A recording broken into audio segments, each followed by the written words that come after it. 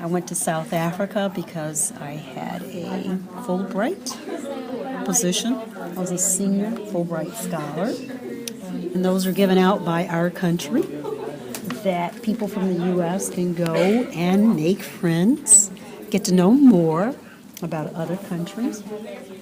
And I selected South Africa because I had some friends that I had made here. And I had traveled to South Africa maybe in 2000. And so I talked with faculty at one university about the possibility of coming back to teach. It took us a couple of years, but we got it together in 2002. I was able to travel there. My son and my daughter went with me as well. And so I served as I served in research development. I helped faculty and graduate students with their research, and I taught 2 classes as well. I taught undergrads and 1 course in grad students and another course.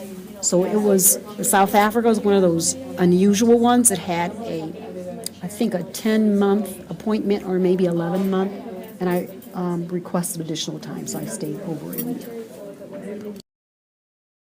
I also want to tell you a little bit of the history that I was situated in what's called a homeland. They call it a former homeland. So South Africans, indigenous South Africans were displaced.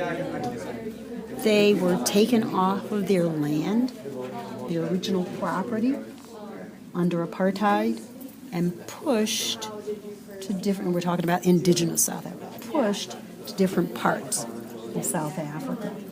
I don't remember how many homelands there are, and I should know that, but I don't. I think maybe there were 4 former homelands. You can check it out. And I lived in one of the former homelands. So where I lived, there were people that were Zulu, there were people that were Setswana, there were people there are other different groups, there are people that are colored, and there are smaller numbers of Europeans. But that's where I taught and lived for that amount of time. So right now, there's University of the Northwest at Potchefstroom, and then there's University of Northwest at Mabatu, and so I work with the Mabatu campus. One Saturday, and so they picked us up. My son and my daughter and I were in the back, and we're driving. I don't remember the exact length of time it took us to travel, but maybe 5 hours. I don't really remember one way. Maybe 4 hours. I don't remember. But they did take us to. They knew about the Tuang child, and they understood the significance of it.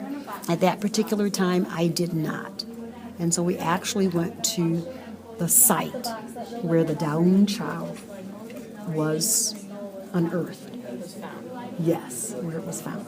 Was it hard? Was it like protected or anything, like the site? Yes, this was more of a museum site that we went to. And so we looked at the display and we read the information surrounding it. It was only later years that I came to recognize what it was. Remember, I told you that as I was living in South Africa, I went to a conference, actually in England, and so I flew British Airways. And flying back, as we were deplaning and we're exiting, the sign says, "Welcome home." And it's not just saying, "Welcome back to Mabatu" or anything like that. Actually, I flew into Johannesburg. It's saying, "Welcome home." Home, home. You get me? Okay, yeah. And so I started to make certain kinds of connections and understand a little bit better about these significant crimes in different portions of Africa. Did I answer the question?